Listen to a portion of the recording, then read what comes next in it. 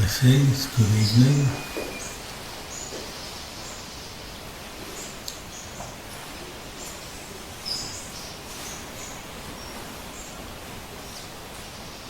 This weekend we're celebrating the 5th year of Bodhipala Monastery, where we are today.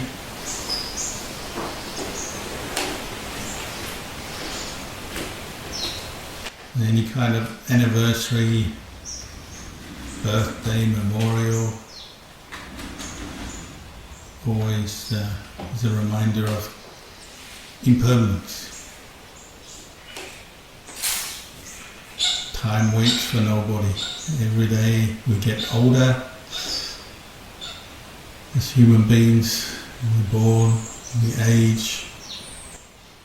We have to deal with the frailties of aging, so that often brings with it sickness, even injury sometimes.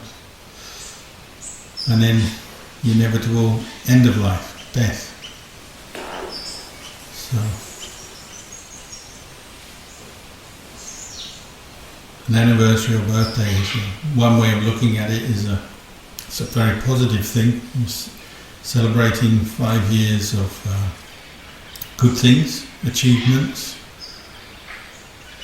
But on the other hand, it's also a reminder that you're a little bit closer to the end of your life.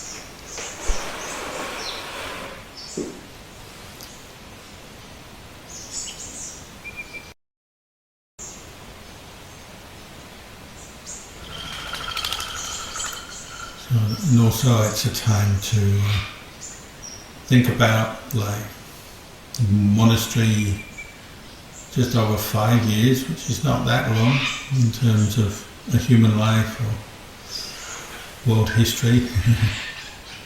5 years is a time that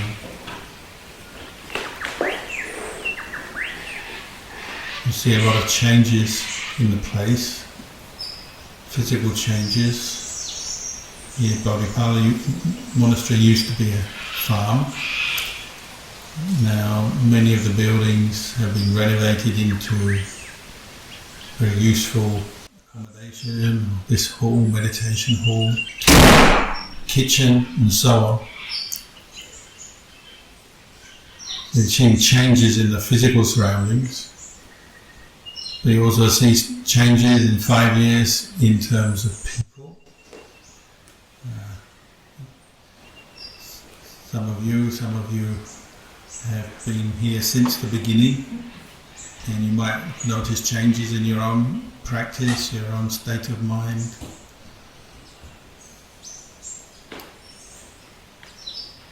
Sometimes you can notice changes in people who attend a monastery. Some people come and then disappear. Some people new come. And then amongst individuals, which in 5 years maybe participating in events and activities in the monastery, or living here, or just attending, you can see changes in your attitudes, maybe even values.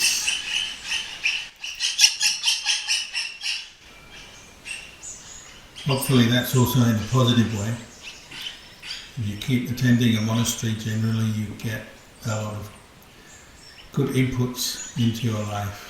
You hear the Dhamma regularly, you meet with people who share similar values, faith in the Buddha, the Dhamma, the Sangha. Practice dana, generosity. For residents, practice a lot of renunciation.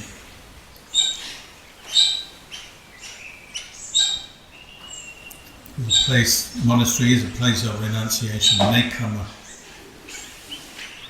which perhaps is the hardest part of the practice, whether you're a layperson or a monastic.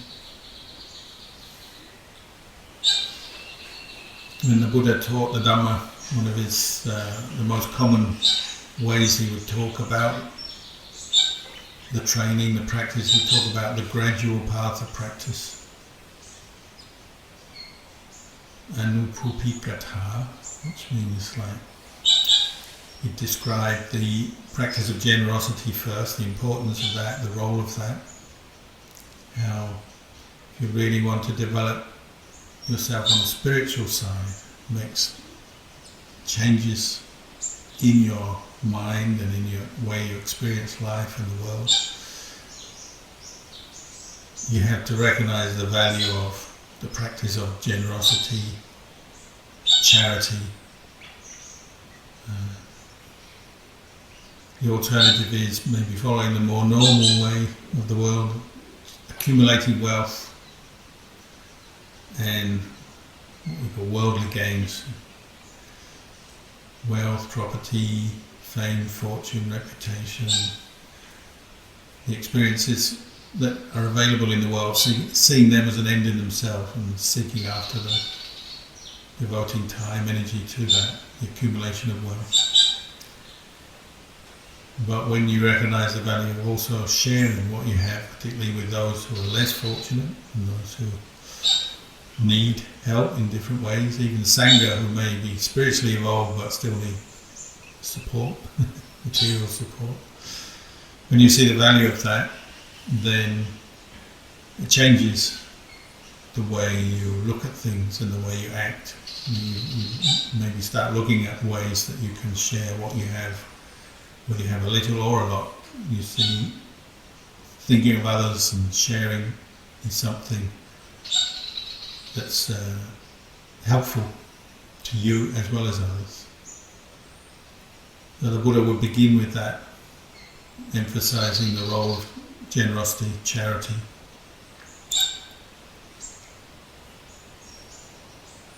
And then move on to talking about sila,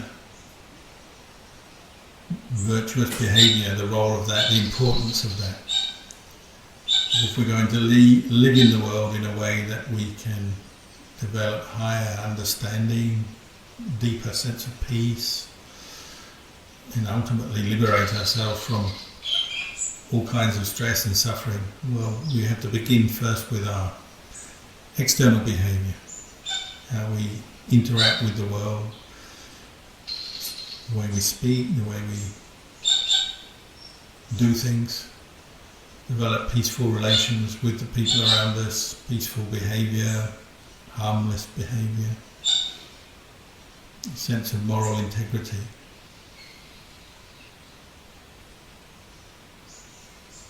The result of practicing dana and sila together, practicing generosity, virtuous behaviour, is that it brings a sense of well-being, inner peace, inner happiness, as well as generally less problems with the world around you, because you're cultivating a lot of good qualities and good relations with people around you. It brings you to be able to enjoy some of the good things that the world has on offer. And sometimes people they misunderstand what the Buddha was teaching, and they think the Buddha was teaching us just to let go of everything, not have any happiness at all, no pleasure, be very ascetic, very disciplined, and any form of pleasure, it must be some kind of mental defilement. And maybe on a very subtle level, yeah, that's true, but he also recognised that human beings, we need a certain amount of pleasure just to be able to live in the world effectively, to be at ease with ourselves, at ease in society. If things are too ascetic, we tend to become lopsided in the way we are in ourselves, the way we think, the way we relate to ourselves, and then lopsided in the way we relate to other people.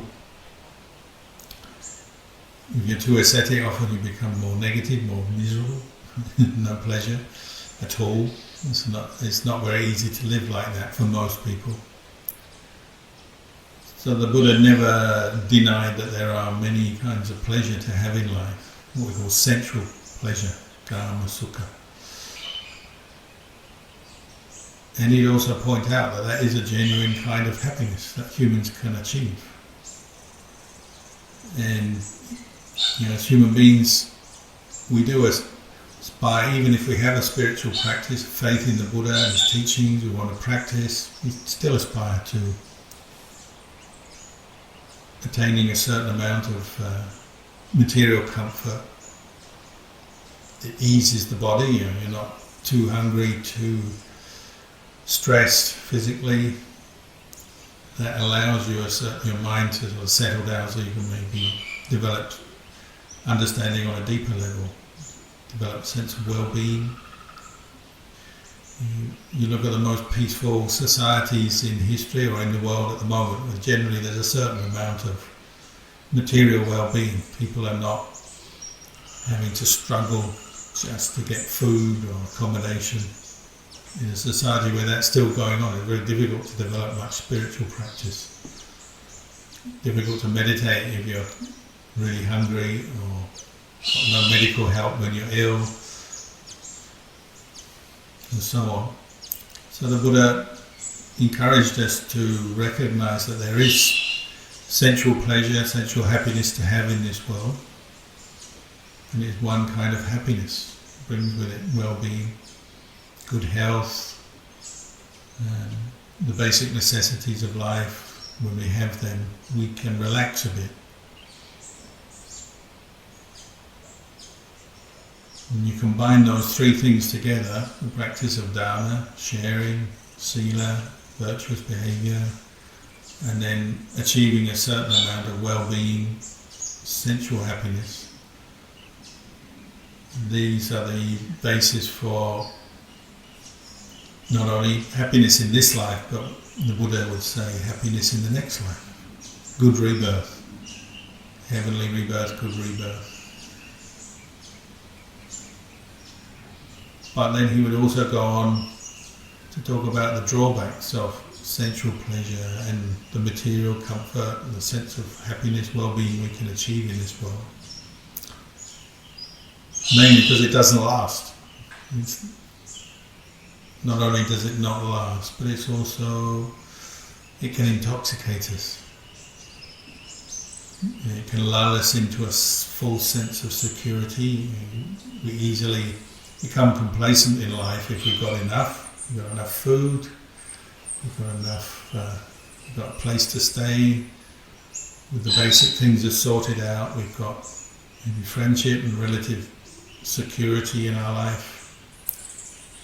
Then it's easy just to say, well, this is good enough, but without recognising the subtler or deeper kinds of attachment and suffering that we're still open to or exposed to. One being just the impermanence of things, nothing lasts. And the other is that we kind of lose track of what is true happiness or a deeper kind of happiness. We often accept a lesser kind of happiness because it's easier to.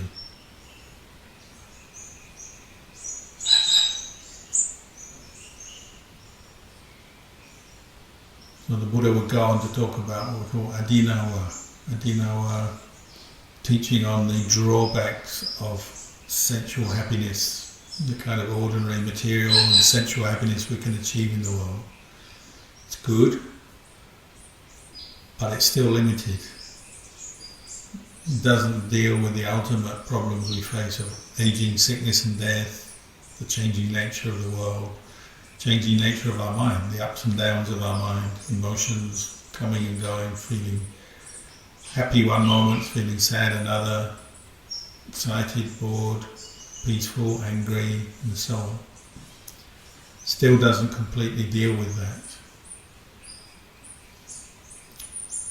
The only way to get out of the cycles of happiness and suffering and the intoxicating nature of material comfort is to investigate further and look at those drawbacks, become aware of them.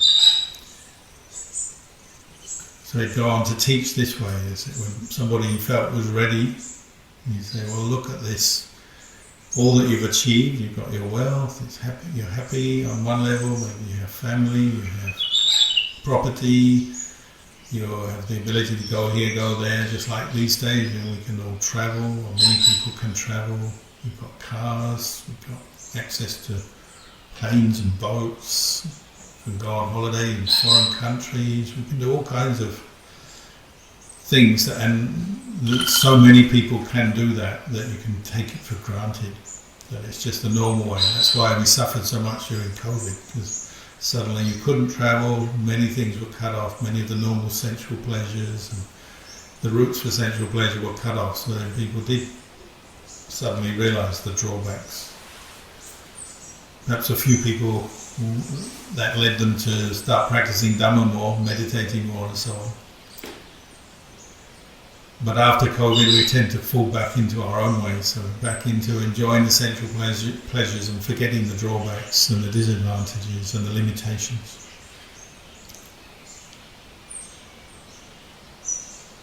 So the Buddha would hammer this out regularly, get people to look more deeply at the true nature of things, contemplate impermanence, the unsatisfactory nature of sense pleasures. They don't last, they can't keep us content all the time. And they have an addictive nature, an intoxicating nature. And then he'd finish off by teaching Nekama, which is where the monastery comes in. A monastery is a place where you really practice Nekama, or renunciation, rather than accumulating wealth and pleasure in the normal way. If you're ready, at least temporarily or sometimes for your whole life, you're ready. You come into a monastery for a day or a period of time or even a lifetime to train in Nekama, renunciation of sense pleasures, for seeking the higher happiness of the purified mind, practicing meditation, developing states of samadhi, abandoning hindrances, and then developing insight into the really seeing the impermanent and not self nature of phenomena, physical, mental phenomena on all levels, not just the material things which are perhaps more obvious, but even the highest, most refined states of mind, states of happiness you can achieve in meditation. To focus on that, the monastery is a very good place for doing that. You may develop meditation in a monastery, practice 8 precepts, 10 precepts, 227 precepts, whatever level of discipline you take on, and then develop meditation. And you may achieve some quite deep states of samadhi and peace, but then also to reflect on the fact that even that is not ultimate happiness.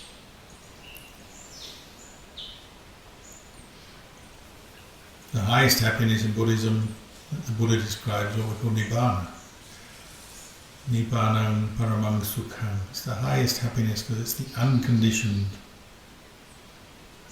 completely outside the normal range of sensual happiness that we usually take as the best. You know, the best food, the best clothing, the best kind of gadgets, the best places to go on holiday, the best experiences that you can have as human beings. Outside of that, and then even outside of the bliss and the happiness of states of meditation. So a monastery is particularly a place designed and developed for that. You can see, say, in the development of a meditation monastery like Bodhipala or any other one, even in developing a monastery there's still the danger of getting caught too much into the sensual realm, always looking to beautify it.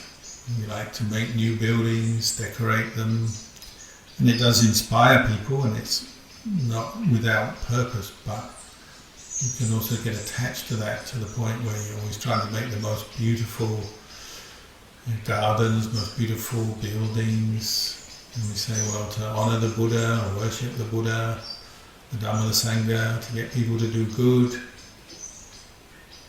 And as part of this gradual training, it has its place.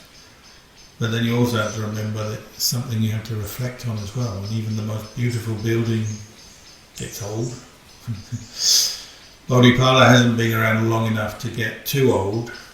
Bodhipala in near Melbourne, we're already having to renovate buildings that we built because 22 years in the mountains of Victoria is enough to wear out certain kinds of building and building materials. Living with animals and weather can destroy the best garden. Weather can destroy all kinds of parts of a building, particularly timber and so on. Bodhipala here in South Australia hasn't been around that long, so it's mainly renovating all the buildings from when it was a farm. And the new buildings hopefully are new enough they don't need renovating yet, but nevertheless it will happen one day, won't it? Just as a human being gets old and you have to renovate humans, fixing them up, sticking bits of metal in bones to join them, or plastic knees, plastic hips, and fixing this and fixing that, and sticking valves in hearts and pacemakers and all kinds of things, sometimes taking things out, putting things in. We do that to humans and we do it to monasteries as well. So in the future Bodhipala will need renovation and maintenance, but at the moment it's in the stage of building, so not so much of that. But the danger is there, you can get intoxicated with it, trying to make it a beautiful place, a wonderful place. Really what makes it a beautiful, wonderful place is the Dhamma. You say the Dhamma is beautiful in the beginning, beautiful in the middle, beautiful in the end. The Dhamma that is beautiful in the end is actually getting insight into impermanence, unsatisfactoriness, not self, and practicing vipassana, developing insight, wisdom into the way things are. Insight into the unconditioned, nibbana, which is beyond the conditioned world. That's Dhamma that is beautiful in the end, so it's beyond just the normal beautiful buildings and gardens and facilities and statues and all the things we make. It's beyond that. So we have to keep that in mind as we build the monastery, as we train ourselves and practice ourselves. As we build the monastery, we have to keep that higher beauty in mind and keep aspiring to that, because there's a danger that sense pleasures drag us back down into contentment, complacency, attachments of different forms, and just sort of taking second best, you might say, I've got what I need in life, my material comforts, my place, my reputation, what I've achieved in life, which is not wrong or bad, but it's not yet the ultimate happiness because it's still impermanent. So we have to keep that in mind.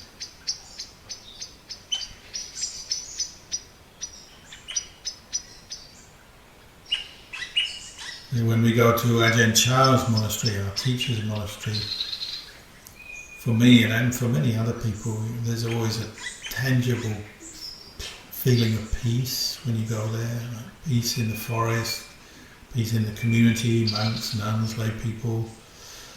The activities are very ordinary, haven't really changed that much from the time when Ajahn Chah was there. Morning meetings of meditation and chanting, alms round, food offerings, Dhamma talks, meditation, some activities, cleaning, maintaining the grounds and so on. The activities are still much the same, but there's a certain peace in the air that many people feel even just the first time they walk in there, or maybe staying there practicing for a few days or longer, they feel it as well. And that's a sense of this higher Dhamma that comes from the Enlightened Mind, the mind that has seen the unconditioned. We believe Ajahn Chah saw that through his, the way he explained the practice. He could talk about it and explain how to get there quite well. That's why his teachings are so powerful, so effective for people. It's also something you feel when you go there. And that's beyond just the pleasantness of the grounds, the trees, the buildings, the gardens, and the stupa where his relics are and so on. It's not so much the buildings, although they are inspiring as well. It's not so much the bones of the master, bones of Ajahn Chah. It's more the feeling, isn't it? what they symbolize and what they draw your mind to do, to practice, to undertake precepts, to practice renunciation, to commit to developing right effort, right mindfulness, right samadhi, the factors of the Noble Eightfold Path. That's where you really see the beauty of the Dhamma on the inside, on the level of the mind. So on the highest level, that's the purpose of a monastery, to develop that. It's a place where you reflect, isn't it? You come into a monastery, you get a reflection, because it is a place dedicated to the development of the Noble Eightfold Path, for Nibbana, for the ending of suffering, for the realizing the unconditioned, the cessation of suffering. You get that reflection, because often when we're out in the world, we forget. It's so easy to get pulled back into society and the requirements of society, and going out earning a living, paying the bills, family, relatives, friends, the ups and downs of society, the trials and challenges of learning to live together in society, whether it's just in Australia or between countries or overseas. It's so easy to forget the unconditioned or that aspiration and get back more into the conditioned and just trying to make the conditioned realm better. What Ajahn Chah would say, beautifying the cage. You know, as long as we're stuck in samsara and the round of birth and death and attachment to the world, we're like the caged bird. And when we're in the world and we forget the path of practice, forget Nibbana, then we're like the bird in the cage, just beautifying the cage, probably making nice little bird bath and bird bed and getting good bird food and making it all nice and cozy, but still stuck in the cage. Whereas we believe Ajahn Chah managed to liberate himself from the cage. And the monastery is a place for that, for liberating. So it's not simply to beautify the monastery, beautify the cage, we're also beautifying our minds by aspiring to let go of attachment, to see the impermanent nature of body and mind, thoughts and feelings, emotions, and the world around us. At first that's quite daunting and challenging to do that. And sometimes we feel like the Dhamma is too hard to meditate, my mind is not peaceful, too hard to practice the Dhamma. Maybe you meditate, your legs hurt, maybe your mind is not peaceful. Listening to Dhamma, sometimes we don't understand it, or even if we understand it intellectually, we feel we can't practice it. The practice of renunciation is challenging because we build up a habit of attachment rather than renunciation, getting what we want and chasing what we want. So practice of Dhamma and practice of what the monastery stands for is often quite challenging. So probably why there's not so many Buddhist monasteries in the world, although the number is, I think, growing generally. But it's not the most popular occupation. The practice of nekama, renunciation, which is what a monastery stands for. Yeah, it's not the most popular activity in the world. Can't match sport, entertainment, arts, business, economy, all the things that human beings are involved with. Nevertheless, that doesn't mean to say it's not worth pursuing. It's not worth doing.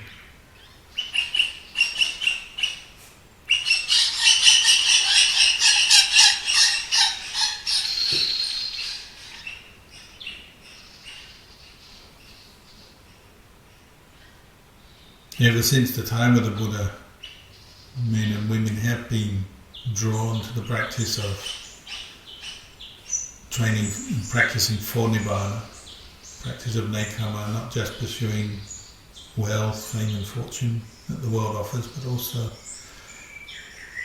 coming to understand their minds more deeply and see the impermanent nature of thoughts and emotions.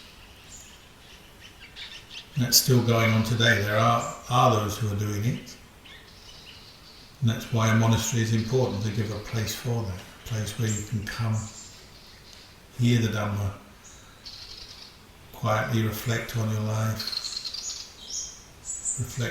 develop mindfulness in a peaceful setting, whether you're actually meditating or doing other activities.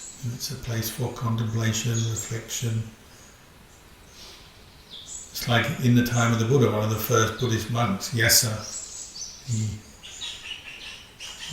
you would say he was somebody who was living the good life, born into a wealthy family, and living with his parents. They gave him every kind of happiness that money could buy, the best food, clothing, education, lots of parties, lots of social activities, and yet he was still restless.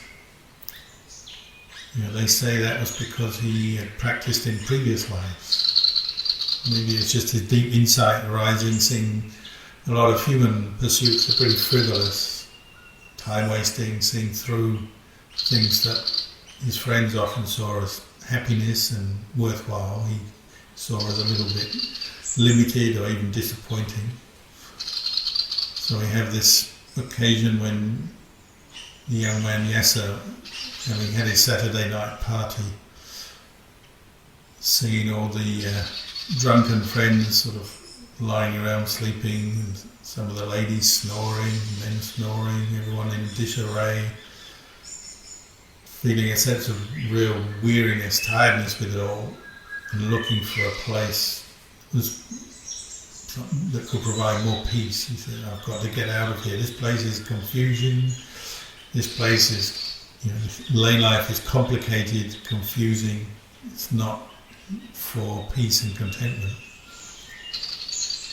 So just before dawn, when everyone had crashed out after the party, he was still awake and alert. He's had this sort of, probably been an insight developing in his mind for many months, even years, but he left that. He just wandered off from his home. He said, I want to find somewhere which is not complicated, not confusing. That was his mantra that night. He said, where is there a place not complicated, not confusing? And off he went walking. Perhaps he had heard about the Buddha and that there were these monks living in the forest on the edge of town, we don't know. But he went wandering off, looking for that, and eventually did come across the Buddha living with a group of monks in the forest around dawn. And the Buddha, knowing what he was thinking, said, this place is not complicated, not confusing, come and stay here, I guarantee you peace. And he was ready for that. He was ready to give up his lay life, give up the accumulation of wealth, the partying, the fun. And so he ordained. And later the Buddha taught the Four Noble Truths, the way of practice, meditation, developing mindfulness insight into the impermanent nature of body and mind, and he became enlightened eventually. And they say he, from a very quickly as he started practicing meditation, he developed insight into the impermanent nature of the body. Sometimes he'd have his own insights into seeing his body as a corpse. I see this is because of his practice in a past life. Out of compassion in a past life, he'd been somebody who, with his friends, ran a sort of charity where they would collect people who had died, their bodies that nobody could cremate, nobody could afford the funerals, the poor villagers. He'd take them off and cremate them and perform the rituals of the time, the religious rituals for cremation, to help give some peace of mind to those beings who are just being left, their bodies are being left uncremated, no one had performed any kind of funeral rites. So it's considered an act of compassion. They would take them off, do that, and as he did that, he'd reflect on the body, the impermanence of the human body, and those images stayed in his mind. So when he started meditating, they came up very quickly and very clearly, because he'd done it so much. And he reflected on his own body and he realised, well, all this pleasure that my parents and my status in the world could provide me, the good food, the drink, the music, all the sensual pleasures available, because they're dependent on the human body, they're temporary. They're not permanently satisfying, because the human body gets old, gets sick, and one day must die. He had that profound insight which led to his renunciation of his lay life and eventually led to his insight into Nibbana. He's a kind of one of the first and the classic people and spiritual journeys, you could say, of the early students of the Buddha, leaving home to become a monk and reaching enlightenment, even though he came from a very comfortable, well-off background. The monastery is for everyone, it's not just for the wealthy, it's also for the not so wealthy, men, women, young, old, but it's a place for that, for seeing and developing insight into the impermanent nature of the world. You might call it the alternative lifestyle if you want, but it's really not separate from the world. It's a place where you can study the Dhamma, practice the Dhamma and realise the Dhamma. So this weekend we're celebrating 5 years of this monastery, 5 years of the practice of nekama, renunciation, generosity, virtuous behaviour, the well-being that comes from the practice, but also contemplating the disadvantages of living in the world, the impermanence of even the highest kind of pleasures and happiness we can find in this world. Nothing lasts. So a monastery is a place where you can practice that, contemplate that, and gain insight into that.